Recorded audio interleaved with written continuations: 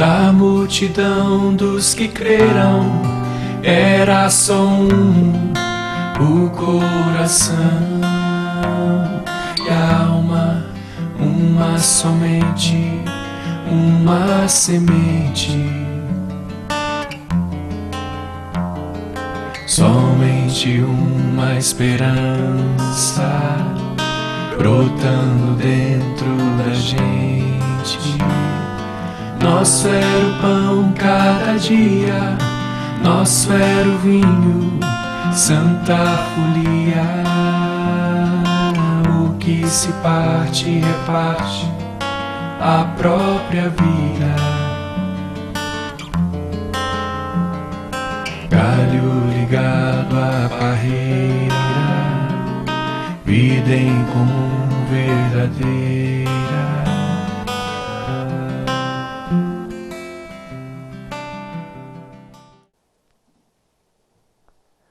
Diz assim a palavra de Deus. Ao cair da tarde daquele dia, o primeiro dia da semana, trancadas as portas da casa onde estavam os discípulos com medo dos judeus, veio Jesus, pôs-se no meio e disse-lhes: paz seja convosco. E dizendo isto, lhes mostrou as mãos e o lado. Alegraram-se, portanto, os discípulos ao verem o Senhor. Disse-lhes, pois, Jesus outra vez: paz seja convosco. Assim como o Pai me enviou, eu também vos envio. E havendo dito isto, soprou sobre eles e disse-lhes: recebei o Espírito Santo. Se de alguns perdoardes os pecados, são-lhes perdoados; se lhes retiverdes, são retidos. Ora, Tomé, um dos 12, chamado Dídimo, não estava com eles quando veio Jesus. Disseram-lhe então os outros discípulos: vimos o Senhor. Mas ele respondeu: se eu não vi nas suas mãos o sinal dos cravos, e ali não puser o dedo, e não puser a mão no seu lado, de modo algum acreditarei. Passados 8 dias, estavam outra vez ali reunidos os seus discípulos, e Tomé com eles. Estando as portas trancadas, veio Jesus, pôs-se no meio e disse-lhes: paz seja convosco. E logo disse a Tomé: põe aqui o dedo e vê as minhas mãos. Chega também a mão e põe-na no meu lado. Não sejas incrédulo, mas crente. Respondeu-lhe Tomé: Senhor meu e Deus meu. Disse-lhe Jesus: por que me viste, Tomé? Creste? Bem-aventurados os que não viram e creram. Vamos orar? Ó Pai, mais uma vez rogamos a Tua bênção, a Tua direção, a Tua unção, para que a Tua palavra seja, ó Deus, colocada, exposta de maneira clara, Senhor, diante dos nossos olhos, encontre guarida no nosso coração e transforme a nossa vida, a nossa visão, Senhor, como comunidade, como indivíduo, daquilo que o Senhor quer de cada um de nós. Abençoa-nos, ó Pai, abençoa esta igreja que tem 8 anos aqui, ó Deus, e aqui o Senhor tem feito coisas maravilhosas, o Senhor tem tocado na nossa vida. Queremos ter a visão do Senhor para a vida desta comunidade. E rogamos que o Senhor nos abençoe nessa noite, na meditação desta palavra, despertando o Teu povo, cada um individualmente e comunitariamente. É o que eu te peço e te agradeço, com perdão dos meus pecados, que toda honra e glória seja ao Teu nome. Em nome de Jesus, amém. Vamos entender o que está acontecendo, o contexto, primeiramente. Nós estamos diante de um texto muito importante para a vida da igreja. Muito, muito, muito importante. Aqui você tem um registro do primeiro grupo, tá? Logo após Jesus ter sido crucificado, sepultado. Se você olhar lá no capítulo 19, voltam 2 páginas aí na sua Bíblia, termina com a morte e sepultamento de Jesus. Jesus, então, havia caminhado 33 anos, né, aqui na terra. Desses 33 últimos anos, de maneira muito mais profunda ali. Ele iniciou seu ministério com 30 anos, como era na época um profeta, iniciava com 30 anos seu ministério. Durante 3 anos ele caminhou com os discípulos. E ali Jesus trouxe ensinamentos, ele trouxe sonhos para o coração daqueles discípulos. Ele animou aqueles discípulos, ele caminhou, ele fez milagres, curas. Jesus fez coisas extraordinárias. Os discípulos estavam empolgados, animados, com muitos projetos. Eles tinham uma visão, eles tinham uma missão para cumprir. Mas no capítulo 19, esse capítulo ele encerra com a morte e o sepultamento de Jesus. O verso 42. Ali nós vemos o Senhor dos céus e da terra, que se fez carne, se fez homem, tinha sido crucificado. No verso 42 a Bíblia diz que o corpo de Jesus, olha lá, agora ele sendo carregado, foi levado até um sepulcro. E ali, por causa da preparação dos judeus e por estar perto do túmulo, o depositaram. Depositaram então o corpo de Jesus. E encerra então um capítulo. 3 dias, o corpo de Jesus vai ficar sepultado. Junto, meus irmãos, com Jesus, foram também todas as esperanças e expectativas dos discípulos sepultadas juntamente com o corpo de Jesus. Eles não tinham compreendido o plano e o projeto de Deus. Você está diante de um grupo assim, sem perspectiva, desanimados, que tinham sonhos, que tinham visões, que tinham projetos, mas não haviam compreendido o propósito de Deus.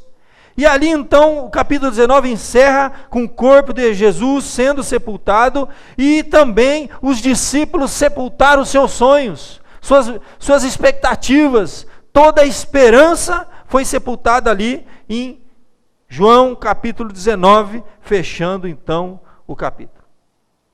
Mas na virada do capítulo 19 para o capítulo 20, uma coisa extraordinária acontece. Durante 3 dias nada é registrado. Observe que Jesus é sepultado na sexta-feira.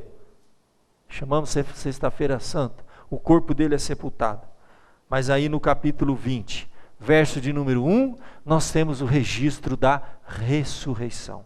O primeiro dia da semana, Maria Madalena vai ao sepulcro e vê a pedra revolvida. Aqui em João, ele dá um salto de 3 dias. São 3 dias em que o corpo de Jesus ficou sepultado e os discípulos ali também angustiados, deprimidos, sem perspectiva, sem esperança nenhuma. Jesus ressuscita no capítulo de número 20.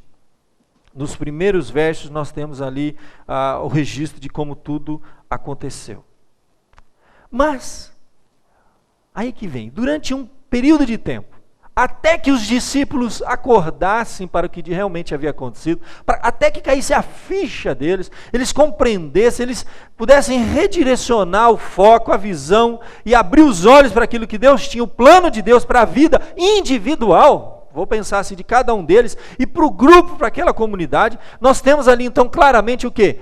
Por um certo tempo, um grupo de discípulos, a igreja daquela época, permaneceu sem esperança, desanimados, fechados em si mesmos, fechados para a vontade de Deus, sem visão daquilo que Deus tinha.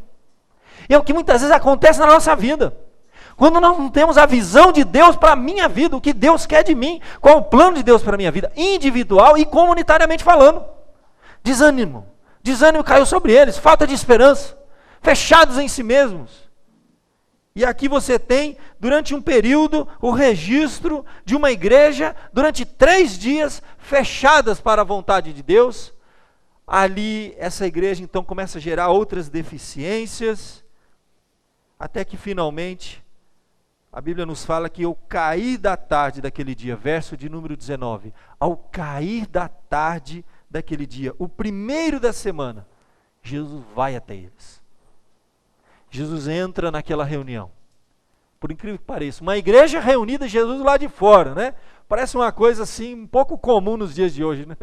Igrejas que perdem a visão do plano, do projeto de Deus, parece que Jesus já não está mais lá. E ali então Jesus vai até aquela igreja, ele arromba a porta daquela igreja, porque ele estava trancada. E ele entra ali e começa a fazer uma obra de dentro para fora, na vida da liderança daquela igreja e posteriormente na vida de todo aquele grupo de discípulos que estavam ali. Então, primeiro, meu querido, eu quero ver com você uma comunidade sem visão. O que é que acontece quando uma igreja perde a visão? A visão de Deus, que Deus tem para ela. A missão que Deus tem para ela. Então a primeira coisa que acontece com uma comunidade sem visão, medo da missão. Medo de cumprir a missão para a qual Deus a convocou. Medo. Olha só, verso 19. Veja bem, o primeiro dia da semana, Jesus ressuscitou na madrugada, ao raiar do dia. Os primeiros raios de sol, Jesus ressuscita, mas eles não ficaram sabendo. Jesus já estava vivo, ressurreto, e eles continuavam trancafiados. Olha o que diz o texto sagrado, verso 19. Ao cair da tarde daquele dia, o primeiro da semana era domingo já. Jesus já tinha ressuscitado. Trancadas as portas da casa onde estavam os discípulos, com medo dos judeus. Aqui você tem uma fotografia de uma igreja que perdeu a visão, o chamado, a missão. Eles estão trancados dentro de si.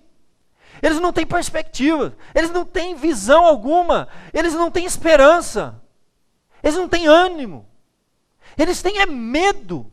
É o que acontece com muitas igrejas. Quando a igreja perde a visão, ela passa a ter medo. A cidade deixa de ser o campo, a cidade se torna um local perigoso. E a igreja, em vez de avançar, de fazer diferença na vida das pessoas, de vez de ser luz, sal, ela se tranca. Começa a ter medo. E existem igrejas trancafiadas por dentro, com medo de sair. Ninguém entra, ninguém sai. Comamos e bebamos que amanhã morreremos. Não tem visão nenhuma, não tem perspectiva. E o medo toma conta. Isso acontece na nossa vida individualmente e comunitariamente. Pessoas que perderam o foco da sua vida cristã. Pessoas que deixaram de crescer espiritualmente. Pessoas que deixaram de ter a visão de Deus para a sua vida. Quando Deus te chamou, Ele tinha um grande plano para a sua vida. Deus tinha um projeto para a sua vida. Deus ia te usar de maneira maravilhosa. Queria fazer coisas extraordinárias. Mas às vezes o medo. E nós nos fechamos para a vontade de Deus. E não conseguimos ter a visão de Deus para nós. E o medo toma conta. Possuídos, diz o texto sagrado, de medo. Interessante que o texto não fala que eles estavam com medo de quem? O medo tinha nome, judeus. Meus queridos, aí que vem um problema, medo dos homens. As pessoas que têm medo dos homens, geralmente não temem a Deus. Eles deviam estar temendo era a Deus, de não cumprir o chamado, a visão, né, a missão que eles tinham, em função da visão que Deus havia lhes dado, mas eles estavam com medo dos homens, estavam enterrando então os dons, os talentos, a oportunidade que Deus havia lhes dado. E aqui você tem claramente então uma igreja que é para mim uma fotografia de muitas igrejas que se fecharam para a vontade de Deus, não faz mais sentido, não há mais razão para existir aquele grupo, porque ele está fechado, ele não cumpre mais o propósito de Deus. O medo tomou conta, tudo que vai fazer, ai não, olha, é perigoso, pode acontecer isso, ai, não, tem medo, não tem projeto, não tem nada, está parado no tempo, está esperando o mundo acabar, Jesus voltar, não sei. Medo tomou conta, mas algo extraordinário acontece. Realmente a única salvação para igrejas que estão fechadas em si mesmo, com medo, e não cumprem a missão, sem visão, com uma visão obtusa daquilo que Deus quer, é Jesus entrar.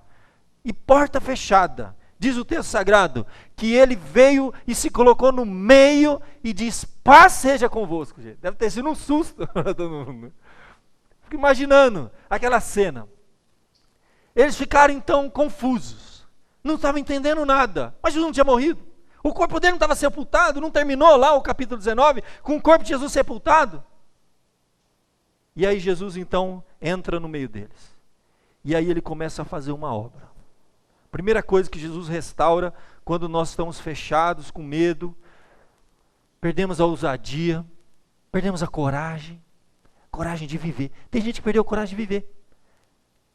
Tem gente que quer partir, morrer porque não tem coragem mais de viver.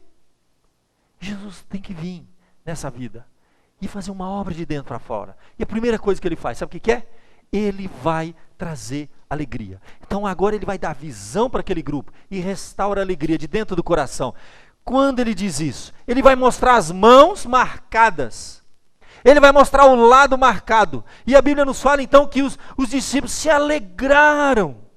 Alegraram-se, portanto, os discípulos ao verem o Senhor. Eles passaram então a ver as coisas de uma maneira diferente. Passaram a ter visão daquilo que Jesus agora iria fazer na vida deles. E uma alegria começa a brotar no coração deles. E o Filho de Deus, quando ele perde essa alegria, é um perigo. Ele tem que ver o que está acontecendo, porque ele está perdendo a alegria. O salmista chega a dizer assim: Senhor, torna a dar-me a alegria da salvação. A alegria do Senhor é a nossa força. Sem alegria, meu querido, não tem vida, não tem razão de ser. Vamos nos trancar e com medo ficarmos fechados para a vontade de Deus, para a nossa vida. Os discípulos viram e se alegraram. Mais do que alegria, a presença de Jesus agora dentro daquela comunidade, ele começa, depois de tirar aquele medo, porque a alegria tem essa coisa maravilhosa, ela espanta o medo. Esse medo ridículo que nós temos, porque o Senhor está conosco. Ele é o Senhor dos céus e da terra. Ele tem um plano, Ele tem um propósito na sua vida. Ele te chamou, não foi à toa não. Ele te chamou por alguma coisa. Ele está com você. E se Ele é por nós, quem será contra nós? Para que o medo? Medo de quê? Não podemos ter medo. O Senhor vem até nós e Ele produz alegria. Ele restaura a alegria, Ele gera alegria no coração dos discípulos. E mais do que isso, meu querido, depois da alegria, Ele gera uma ousadia. Jesus então, ele começa a redirecionar o foco, a visão daquele grupo, fechado, trancafiado, com medo. Jesus diz assim outra vez: paz seja convosco. E aí ele vai dar uma direção. Olha, assim como o Pai me enviou, eu também vos envio. Vocês estão trancados aqui dentro, com medo dos judeus. Deixa eu contar uma coisa, eu fui enviado. Agora eu estou enviando vocês. Essa ousadia para a missão, a gente tem que lembrar, gente, essa missão, ela tem um fundamento. Nós não vamos fazer esse negócio por conta própria. Nós somos enviados. E quem envia capacita, quem envia sustenta, quem envia cumpre aquilo que prometeu que ia fazer. A nossa coragem, a nossa ousadia, a nossa alegria, ela tem um fundamento. Jesus está dizendo, o negócio é o seguinte, gente, da mesma maneira que o Pai me enviou, e Ele me capacitou, Ele me sustentou, nas horas mais difíceis o Senhor enviou anjos, que foram lá e confortaram Jesus, tudo que foi necessário para Ele cumprir a sua missão, o Pai enviou, e o Pai é que manteve. Ele diz também, eu também vos envio. O que significa? Significa que da mesma maneira, Jesus vai estar conosco, para que você cumpra o propósito para o qual você foi chamado.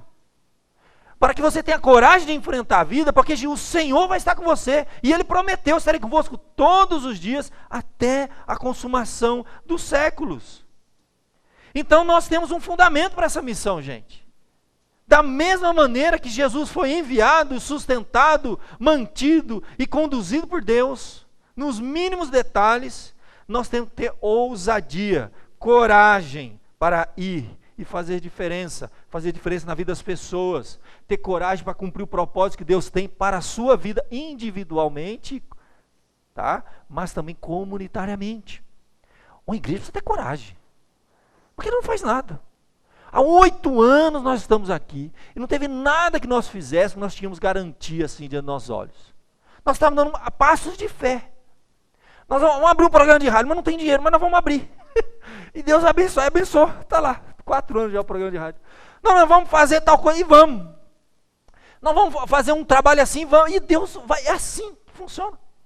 Por quê? Porque Deus enviou e Deus vai sustentar a obra. E Deus vai manter, e Deus vai fazer acontecer. E o que falta na vida das pessoas, às vezes individualmente, eu percebo, é essa ousadia, essa confiança, essa coragem. Peraí, o Senhor está comigo. Se Deus é por mim, quem vai ser contra mim? Ele estará comigo todos os dias até a consumação dos séculos. E nós temos um fundamento para essa missão, e mais do que isso. Deus não chama os capacitados. Essa é uma frase famosa, né? Deus capacita os chamados. Filho, deixa eu falar uma coisa para você. Eu era a última pessoa desse mundo que imaginaria que um dia eu seria um pastor, um líder de uma igreja. Era a última pessoa. Deus não chama os capacitados. Deus capacita os chamados. Você que pensa que você não, eu tenho um monte de limitações, eu tenho situações, não dá. Eu não tenho isso, desculpa, eu não tenho tempo, eu não tenho recurso, eu não tenho dons, eu não sei falar, eu não sei fazer. Filho, é você mesmo que Deus quer. Porque se você vê na história, Deus nunca chamou os capacitados. E todos que vieram assim, ó, Moisés, eu sou pesado de boca, ele não devia ser uma pessoa muito eloquente. Deus falou assim, não tem problema não, isso aí a gente vai dar um jeito. Todos tinham uma desculpa. Isaías, quando foi chamado, ai de mim, eu sou um pecador, eu não tenho. Não, é você mesmo, filho. É assim que Deus faz.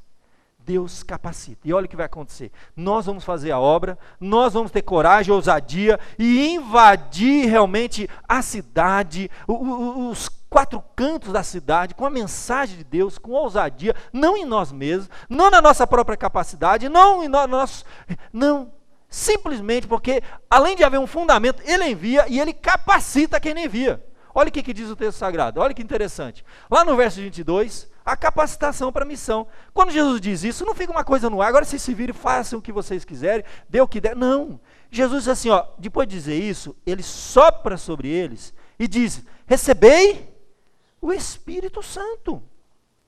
A capacitação vem do alto. A ousadia daquele pequeno grupinho de pessoas com pouco conhecimento, né? Pessoas simples, pescadores, pessoas limitadas, com muito menos recursos do que nós, com muito menos conhecimento do que nós. E eles botaram o mundo de ponta cabeça. Faz 2000 anos que eles começaram essa empreitada e está aí até hoje.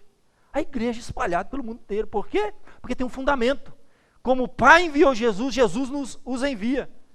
E como o Pai capacitou, Ele vai nos capacitar também. E Ele envia o Espírito e fala, você não vai fazer isso na carne, na capacidade humana. Mas a nossa suficiência vem de Deus. A igreja que faz diferença não é a igreja que tem 1000 membros, não é a igreja que tem dinheiro, porque eu conheço igreja, que é uma coisa absurda, né? Meu irmão, nós não temos nem 5 na conta às vezes. E eu proponho coisas de um conselho pequeno, né? E a igrejinha pequenininha, né? Com um conselho pequeno, 3, né? E Deus está fazendo, 8 anos, com dinheiro que a gente não tem, não sei de onde que vem, não sei como acontece. A gente aqui, tem algum milionário aqui dando muito dinheiro, todo mundo não tem, somos nós. Mas por quê? A nossa ousadia vem do alto. A capacitação vem de Deus. Tem um fundamento, meu irmão. Quem enviou foi Deus. Quem capacitou foi Ele. E Ele vai fazer. Ele dá ousadia. Olha o que os apóstolos diziam. Lá em 2 Coríntios, Paulo vai fazer uma coisa muito interessante. A capacitação para a missão vem do alto, gente. É de Deus. Olha, é por intermédio de Cristo que temos tal confiança em Deus. Não que por nós mesmos sejamos capazes de pensar alguma coisa, como se partisse de nós. Pelo contrário, a nossa suficiência vem de Deus. Gente, isso aqui para mim é o versículo chave da minha vida. E devia ser o versículo chave da vida de cada um aqui. A minha suficiência vem de Deus. Eu vou fazer isso aqui em nome de Jesus, para a glória de Jesus. E a suficiência vem dele, ele vai capacitar e vai acontecer. E aconteceu, e está acontecendo. A nossa suficiência vem de Deus. É Ele que capacita, é Ele que habilita. Se você continuar o texto, Paulo vai falar do ministério dele. Que não era o meu, né? Ele era apóstolo. Olha o que ele vai dizer lá. Ele nos habilitou para sermos ministros de uma nova aliança.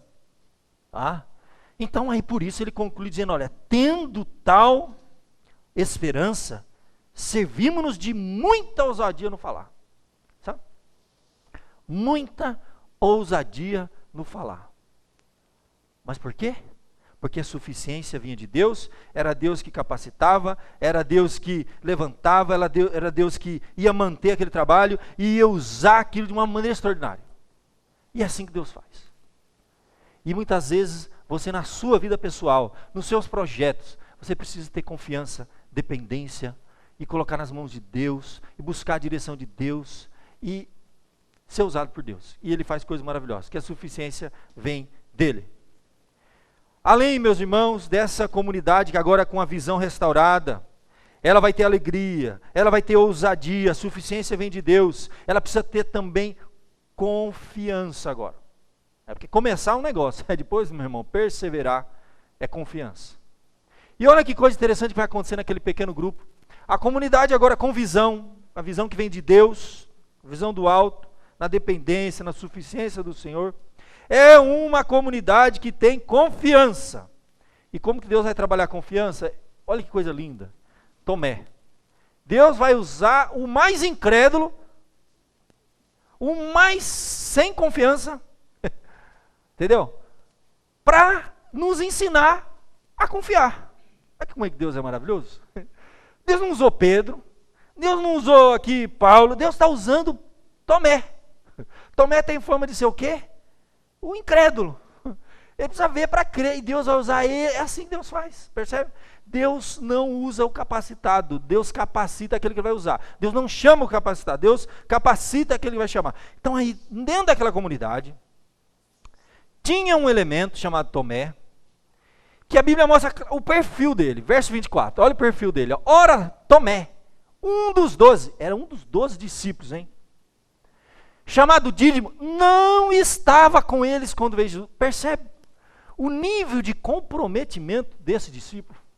O grupo reunido, no primeiro dia da semana, é dia de reunião, a igreja passou a se reunir no primeiro dia, domingo, está registrado na Bíblia. No dia do Senhor, dia Dominus, dia do Senhor, o grupo lá reunido, e está aqui o Filho de Deus, que não vem. Isso aqui você vê um camarada que não... Eu acho, é falta de confiança. Sabe por quê? Está naquele desânimo, está lá em casa, final da tarde, olha para o relógio. Falta confiança. Para dizer assim, ó, vale a pena me arrumar, ir para a igreja, porque hoje Deus vai estar lá, Ele vai fazer a obra, Ele vai fazer acontecer. Tomé perdeu o culto, perdeu a bênção de Deus, ele perdeu a oportunidade de ver Jesus. Jesus apareceu naquele domingo. Eu vou falar para você que faltou alguns domingos atrás, durante esse ano, te contar uma coisa, filho, aquele domingo que você faltou foi o domingo, viu? Você não sabe o que você perdeu. Deus tinha uma palavra para você, Deus tinha algo maravilhoso para fazer na sua vida. Aquele domingo não volta mais não, tá? É a oportunidade que vai, que passa. Tomé era um desses, entendeu? Ele era uma pessoa complicada, sem compromissos, ele sempre achava uma desculpa, e ele faltou do culto aquele domingo, não estava com eles quando veio Jesus. Aí no outro domingo, só Deus sabe onde ele estava, né? Não sei, será que teve final de Palmeiras e Corinthians, né? 6:30 da tarde, não sei. Algum problema teve, né? Ele estava fazendo alguma coisa mais importante, não apareceu. Deixa eu contar uma coisa para vocês. No outro domingo ele aparece com a cara lavada, e os discípulos vão contar para ele, você não sabe o que aconteceu. Domingo passado, você não veio no culto, Jesus apareceu aqui. Rapaz, ele veio aqui, nós vimos ele, a marca na mão, nós vimos o do lado marcado, Jesus, ele nos transmitiu a sua paz, o Espírito de Deus, aconteceu, foi um culto maravilhoso, nós saímos daqui alegre, gente, cheio de alegria no coração, foi uma semana abençoada. O Tomé não acreditou não, Tomé falou assim, se eu não vi as suas mãos, o sinal dos cravos, se eu não puser o dedo, se eu não puser a mão no lado, de modo algum acreditarei. Está vendo aqui? Meu irmão, é gente que está colocando condição. Olha o que está acontecendo aqui. Falta de confiança. Ele não crê nem no testemunho da igreja, dos discípulos, do restante da comunidade. Ele não crê em nada. Ele não vai na igreja. Eu não sei o que ele está fazendo ali.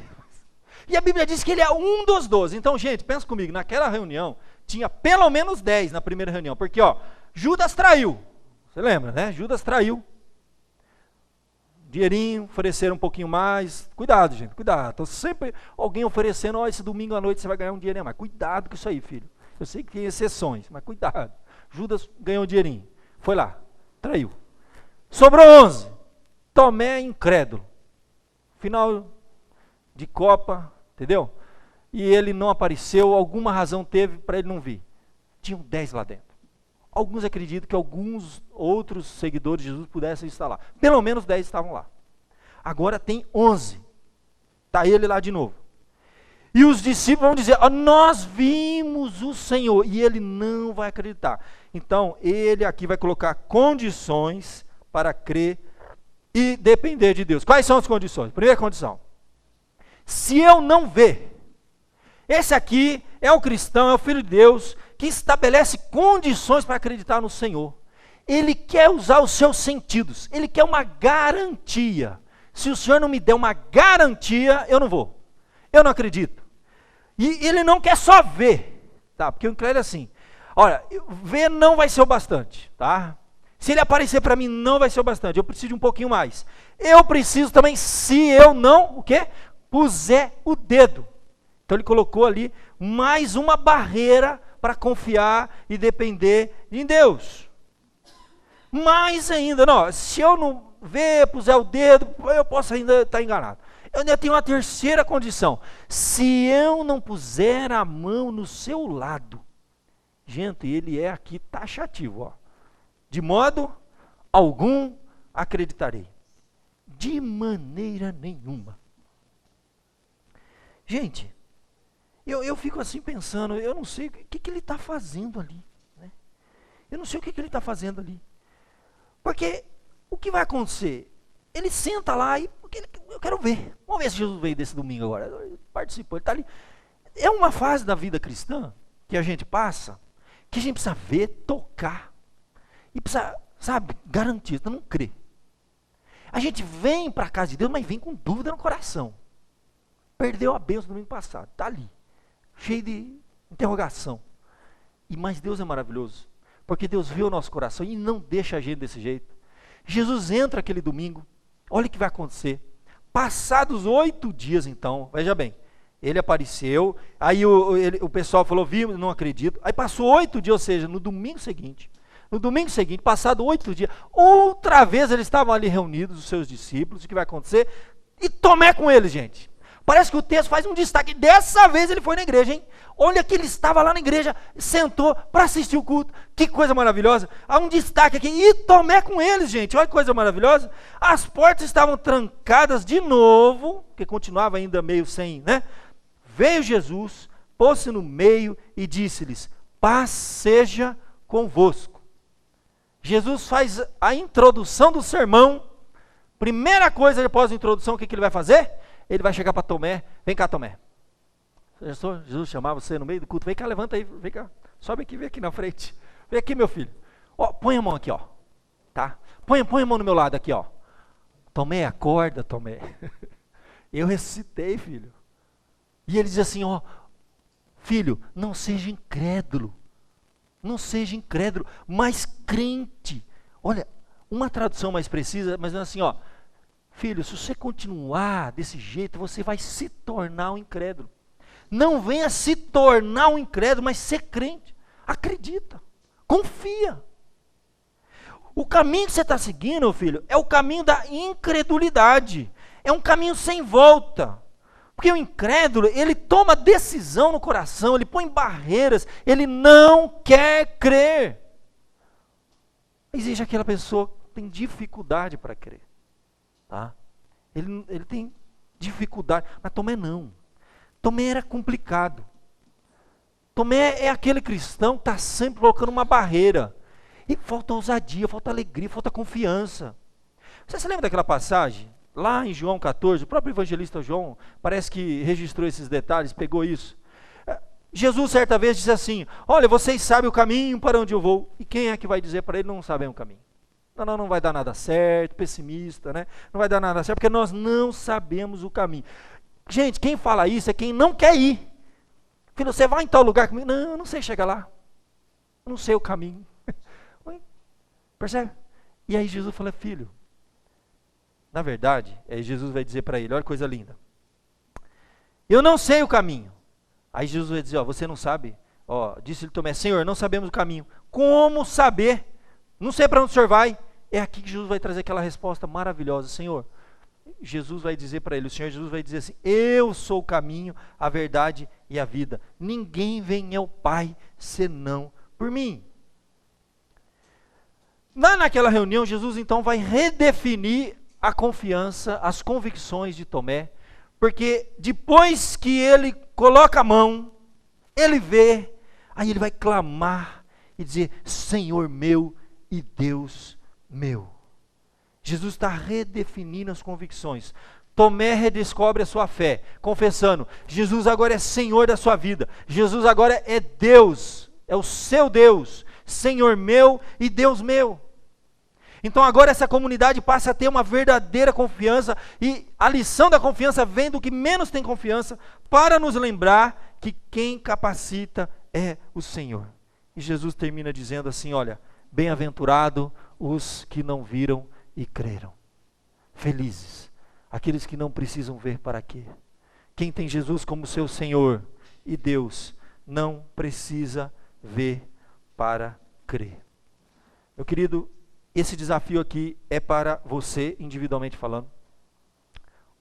Onde está a sua fé? Onde está a sua confiança? Você está vivendo aquela vida daquele primeiro grupo, fechado, com medo das coisas, medo dos homens, medo de fracassar, medo que as coisas não dão certo. Filho, é daí para pior. Mas Jesus vem e tira o medo, coloca alegria no coração, Ele coloca ousadia, Ele capacita, Ele dá um fundamento, assim como o Pai me enviou e eu envio. Ele dá o Espírito Santo que vai dar condições de ir à frente. Ele redefine as nossas convicções, Ele transforma, Ele dá fé, até para aquele que não tem fé. Ele capacita, e aí sim nós podemos sair e cumprir a missão. Então, uma comunidade com visão é uma comunidade que está apta para cumprir a missão que Deus tem para mim e para você. Ele restaura a visão da comunidade e capacita ela para cumprir a missão. Estamos nós aqui, gente. É grupo pequeno, mas assim eu creio que Deus vai fazer coisas maravilhosas. Deus vai usar a sua vida individualmente. O que Deus pode fazer? Tem uma frase linda que os pregadores antigos usavam: o mundo ainda está para ver o que Deus pode fazer com alguém inteiramente colocado nas suas mãos. Eu não confio na capacidade de ninguém aqui. Eu não confio nos recursos de ninguém.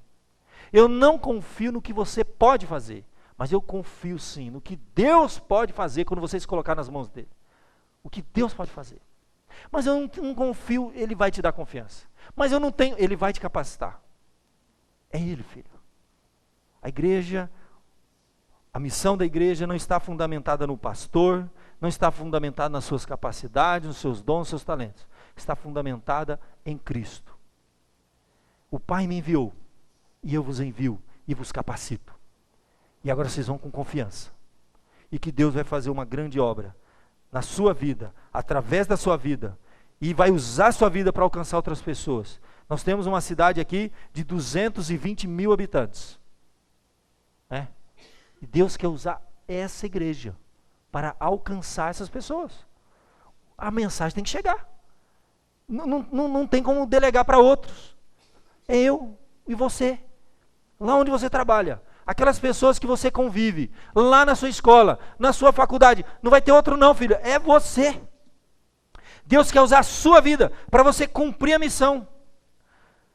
O medo tem que sair, filho. A alegria tem que vir. A ousadia é a capacitação que vem do alto. Deixa eu concluir essa parte com você, que eu vou, no finalzinho, dar algumas dicas práticas para você. Primeira coisa, o medo pode ser fruto da falta de visão daquilo que Deus pode e quer fazer na nossa vida. Você está com medo? É porque você não está olhando direito para o Senhor. Para o que Ele pode fazer. O que Ele quer fazer na sua vida, através da sua vida. Então confie nele. Vamos lá. Tanto individualmente, como em igreja, precisamos nos abrir para a vontade de Deus. Você está aberto para a vontade de Deus? Para a visão de Deus para a sua vida e para a nossa comunidade? Jesus já venceu nosso maior inimigo, gente. Após o terceiro dia ele ressuscitou. Precisamos renovar nossa esperança, ousadia, como indivíduos e como igreja. Você está preparado para isso? Será que, como o exemplo de Tomé, nós temos estabelecido condições? Não, eu vou ser usado por Deus se vai estabelecendo condições. Se, não chega a lugar nenhum. Será que a nossa falta de confiança está nos levando para o caminho da incredulidade? Tomé, gente, já estava lá na frente.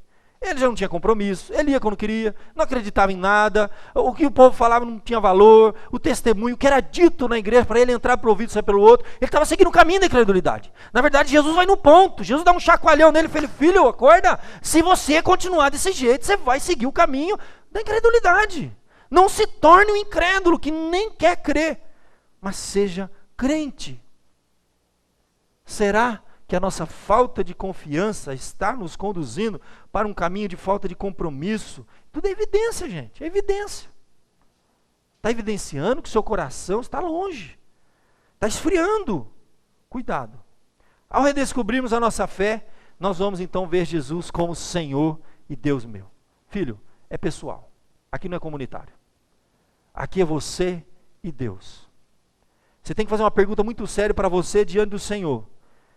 Ele é o seu Senhor, você pode dizer como Tomé disse no final, Ele é meu Senhor, Ele é o meu Deus, não é o Deus dos meus pais, é o Deus lá daquela igreja, do pastor, daquela comunidade, não, meu, é pessoal, é do pessoal para o comunitário, é do indivíduo para o grupo.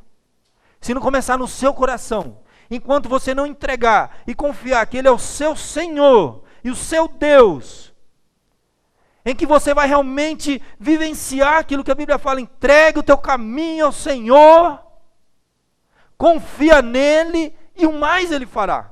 Enquanto isso não acontecer, Ele é o Deus dos seus pais, Ele é o Deus da sua família, Ele é o Deus da igreja, da comunidade, do pastor, mas não o seu Deus. Eu quero agora que você pense comigo, de maneira prática, o que Deus quer fazer na sua vida. Se Ele é o Senhor e Deus teu, feche os seus olhos e vamos orar para aquilo que Deus tem para a minha vida individualmente e comunitariamente falando. O que Deus quer fazer no seu coração, a obra que Deus quer fazer através de você. Fala, Senhor, eu não quero que o Senhor seja o Deus dos meus pais. Eu não quero que o Senhor seja o Deus dessa comunidade. Eu quero que o Senhor seja o meu Senhor. Começa sendo o Senhor. Ele não é Deus sem antes ser Senhor da nossa vida. E entrega, filho. E coloca tudo. E fala assim como o salmista. Entrega o teu caminho ao Senhor, confia nele e o mais Ele fará. Senhor, essa noite nós ouvimos e vimos na tua palavra que o Senhor restaura a nossa visão, Senhor. Porque sem a tua visão para a minha vida, Senhor, só há o medo. Eu não vejo saída. Eu não tenho esperança. Aquele grupo sepultou junto com Jesus toda a sua esperança. Todas as suas expectativas, sonhos e projetos. Quem sabe alguns aqui, Senhor, sepultaram em seu coração a esperança, os sonhos, junto com a visão do Senhor. Restaura, ó Pai, a tua visão para cada um aqui, Senhor. Restaura a nossa vida, ó Pai. Torna a dar-nos a alegria da salvação, Senhor. Torna a dar-nos, ó Deus, a ousadia, ó Pai. Não uma ousadia fundamentada em nós mesmos, mas no Senhor. Porque a nossa suficiência vem do Senhor. É o Senhor que nos capacita. É o Senhor que nos levanta e nos sustenta para cumprirmos a tua obra. Ó Pai, em nome de Jesus, tome nas tuas mãos cada um aqui. Se alguém aqui ainda não tem Jesus como Senhor da sua vida, meu Deus e meu Senhor, como disse Tomé, que essa noite, Senhor, possa entregar de verdade todo o coração, para que o Senhor restaure a fé, a confiança, a ousadia, e como agora comunidade, Senhor. O Senhor é o Deus individual de cada um, e é o Deus comunitário. Usa, sim, ó Pai, essa igreja, esse pequeno rebanho, Senhor, para que com ousadia, Senhor, possamos alcançar essa cidade, alcançar aquelas pessoas que não te conhecem, levar adiante a mensagem, Senhor. porque nós temos uma missão. E o medo não pode nos segurar, Senhor, porque o Senhor está conosco todos os dias, até a consumação dos séculos. Se o Senhor é por nós, quem será contra nós? Capacita-nos, ó Pai, e usa-nos para a Tua glória, é o que eu te peço essa noite, em nome de Jesus. Amém.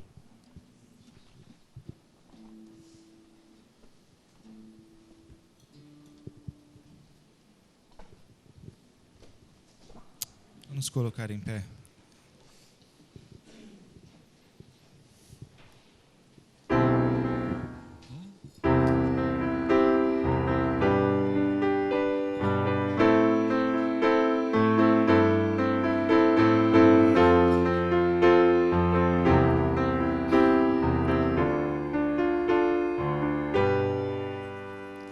Sonda-me, Senhor, e me conheces, quebranta o meu coração, transforma-me conforme a tua palavra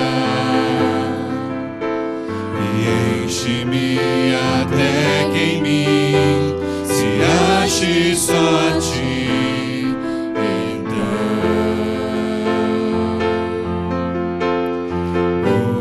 usa-me, Senhor, usa-me como um farol que brilha à noite, como ponte sobre as águas, como abrigo no deserto, como flecha que acerta o alvo. Eu quero ser usado da maneira que te agrade, em qualquer hora e em qualquer lugar. Eis aqui a minha vida, usa-me, Senhor, usa-me. Sonda-me, Senhor, sonda-me, Senhor, e me conheces, quebranta o meu coração, transforma-me conforme a tua palavra e enche-me até que em mim se ache só a ti, então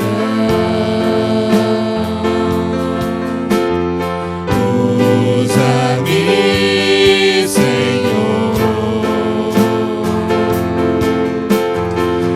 usa-me como um farol que brilha à noite, como ponte sobre as águas, como abrigo no deserto, como flecha que acerta o alvo. Eu quero ser usado da maneira que te agrade, em qualquer hora e em qualquer lugar. Eis aqui a minha vida, usa-me, Senhor, usa-me. Sonda-me, quebranta-me, transforma-me, enche-me e usa-me. Sonda-me, sonda-me, quebranta-me, transforma-me, enche-me e usa-me, Senhor.